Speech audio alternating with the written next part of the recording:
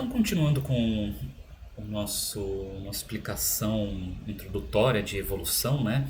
Aqui a gente tem um pseudo-algoritmo do algoritmo evolutivo, né? Então veja como é que funciona. O algoritmo evolutivo parte de uma população inicial, geralmente aleatória, né? E aí ele fala o seguinte, olha, enquanto não atingir convergência, essa convergência a gente pode entender como o nosso critério de parada. Então, enquanto não atingir o critério de parada, eu vou fazer o seguinte, eu vou selecionar conjuntos de pais da minha população, que são os indivíduos que são selecionados para a reprodução. Aqui a gente faz uma seleção que é proporcional à qualidade dos indivíduos. Então, os melhores indivíduos, as melhores soluções, elas são selecionadas para reproduzirem. E a partir disso a gente gera uma população filha que é fruto da reprodução dos pais. Essa reprodução, né, a gente está falando aqui de um termo bem abstrato, mas a gente pensa o seguinte, a população é nada mais que um conjunto de soluções, reprodução nada mais é do que a combinação de pedaços de soluções para formar uma nova solução completa. Em seguida a gente aplica a mutação nessa população filho, né? Ou seja, a gente cria variações das soluções geradas e por fim a gente faz uma nova seleção para definir qual que vai ser a próxima população, né? E veja que cada uma dessas funções aqui, elas não têm uma implementação muito bem definida, é um conceito abstrato de seleção, de reprodução, de mutação. O que vai definir como que funcionam essas funções são as heurísticas apropriadas para cada problema que vocês vão resolver, né? Então, isso é algo a ser implementado de acordo com o nosso problema. Então, vamos falar um pouquinho passo a passo de cada um desses pontos, né? População, primeiro. População é um conjunto de indivíduos, sendo que cada indivíduo representa, então, uma solução do nosso problema, né? E essas soluções, elas devem ser representadas computacionalmente de uma forma conveniente, né? Por exemplo, através de um vetor de variáveis, né? Essa representação ela é chamada de cromossomo. Então, essa área de computação bem inspirada, eles definiram diversos termos, uma terminologia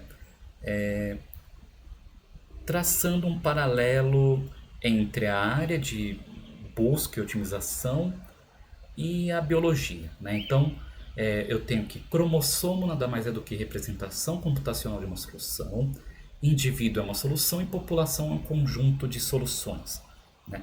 A reprodução, ela tende, geralmente é uma heurística que tenta simular o processo de cruzamento do DNA, né? A troca de material genético quando ocorre uma reprodução. Então aqui, por exemplo, eu tenho esses dois cromossomos que cruzam, né? Então gerando assim, por exemplo, pego uma parte de um e complemento com uma parte de outro, e pego a outra parte de um, complemento com a parte de outro. Então ele faz uma troca de material genético para formar novos cromossomos que são diferentes dos cromossomos pais, mas ainda guardam certas características, né? Então, por exemplo, com uma representação vetorial numérica, se eu tenho pai 1 e pai 2 aqui, né? O pai 1 302 521 e o pai 2 512 503. Um cruzamento possível, né? Eu posso pegar esse ponto de corte e fazer o intercambiamento. Então eu pego essa primeira metade do pai 1 e a segunda metade do pai 2 para formar um dos filhos e vice-versa para formar o outro filho. A mutação, o objetivo dela, ela quer promover uma novidade no nosso conjunto de soluções, né? Ela tenta prevenir que toda a população se torne única, se torne elementos iguais, né, indivíduos iguais, porque nesse caso a busca convergiu e a melhor solução que a gente encontrou até então vai ser a solução que a gente vai entregar. E não necessariamente é ótima, então a gente quer tentar prolongar a busca o máximo possível para explorar o nosso espaço de busca, né? Então, de novo, digamos que eu tenho essa solução aqui que vai ser mutada, essa primeira. Então eu tenho aqui 302521 e eu escolhi esse ponto para sofrer mutação. Eu posso simplesmente trocar o valor desse ponto para outro valor e eu tenho uma solução completamente diferente, né? Ou pelo menos uma partezinha dela diferente que pode ter um reflexo, um impacto grande ou pequeno na nossa função objetiva ou no nosso fitness. E finalmente a seleção, né, que vai determinar quem vai sobreviver à próxima geração. Então, uma vez que eu tenho uma população de pais e uma população de filhos, eu verifico quais estão aptos para seguir em frente para a próxima geração. Eu não vou manter todos ali, porque senão a gente vai ter um crescimento explosivo, né, de indivíduos na população. Então, aqui geralmente é feito um procedimento que tenta simular o que é feito na natureza, em que cada solução tem uma probabilidade de sobreviver. Então, não necessariamente o mais apto vai sobreviver. Ele vai ter mais chance do que os outros. Mas ele pode deixar de existir na próxima geração. Para verificar quais soluções são as mais aptas, né, então usamos essa função objetivo, que é o fitness, que é uma função objetivo de maximização. Então, quem tem o maior valor de fitness está mais apto para seguir em frente para a próxima geração. E a gente faz isso usando seleções probabilísticas, né? Então a gente vai falar mais para frente de roleta aleatória, torneio e dentre outros esquemas.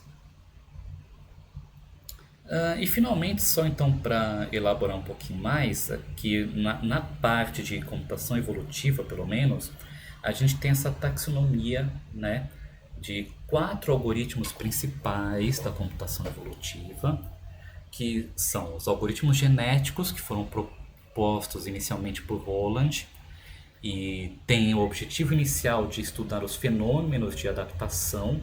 Então ele segue exatamente aquele esquema de pseudo-algoritmo que eu expliquei agora. Tem as estratégias evolutivas, que foi introduzida para um problema de otimização contínua de função não linear. E ele introduz um conceito interessante que não só ele adapta a população, mas também ele adapta os parâmetros do algoritmo. Tem a programação evolutiva, que tenta representar uma solução como uma máquina de estado finito, né? Foi proposta por Fogel e a ideia era realmente gerar programas, né? Criar programas que resolvessem problemas. E paralelo a isso tem a programação genética, né? Que também tem esse intuito de evoluir programas de computadores, mas geralmente a gente representa as soluções da programação genética como uma árvore de expressão. Ele foi proposta por Cosa. Saindo um pouco dessa área de computação evolutiva, vamos falar um pouquinho das colônias de formigas, que também são temas de uma série de algoritmos que eu vou apresentar nessa disciplina. Então, em certo momento, uns pesquisadores observaram que as formigas elas conseguiam encontrar o menor caminho entre o ninho e a fonte de alimentos, né? Mas eles perceberam que não necessariamente eles faziam isso desde o princípio. Elas começam o dia, né, explorando caminhos completamente aleatórios, então elas apresentavam desordem. Você percebia formigas indo para tudo que é canto, sem seguir uma trilha em específico, mas com o passar do tempo elas seguiam o mesmo caminho, né? E daí surgiu a ideia de colônia de formigas, né? De algoritmo de colônia de formigas, que tenta modelar o funcionamento dessa inteligência coletiva das formigas. Então, inicialmente, a gente tem esse primeiro gráfico aqui, né? Elas não têm informação nenhuma de qual dentre os caminhos possíveis é o melhor para chegar até a fonte de alimento aqui, né? Então elas saem daqui do ninho e inicialmente elas simplesmente vagam aleatoriamente pelo caminho até que encontram um alimento, tá? Eventualmente elas chegam, né, na fonte de alimento, pegam a comida e retornam para o ninho. Só que enquanto retornam para o ninho, elas depositam uma substância chamada feromônio, que é um sinalizador para elas, quando retornarem ao ninho, poderem voltar para a fonte de alimento. Ela está marcando como um caminho de migalha de pão para saber, olha, eu passei por aqui, então quando eu retornar para o ninho, eu vou voltar para a minha fonte de alimento. Só que imagina que isso está sendo feito por várias e várias formigas em paralelo, né? Obviamente, aquelas formigas que vão percorrer o menor caminho possível, né, esse aqui, elas conseguem fazer isso mais rapidamente que as outras. E, portanto, elas conseguem reforçar essa trilha de feromônio mais rapidamente. Eventualmente, quando uma formiga sai do ninho, ela vai observar que a trilha por esse ponto aqui está mais forte do que por esse ponto, e portanto ela faz essa escolha de seguir por esse caminho. E nesse momento que elas convergem para essa trilha única até a fonte de alimento, né?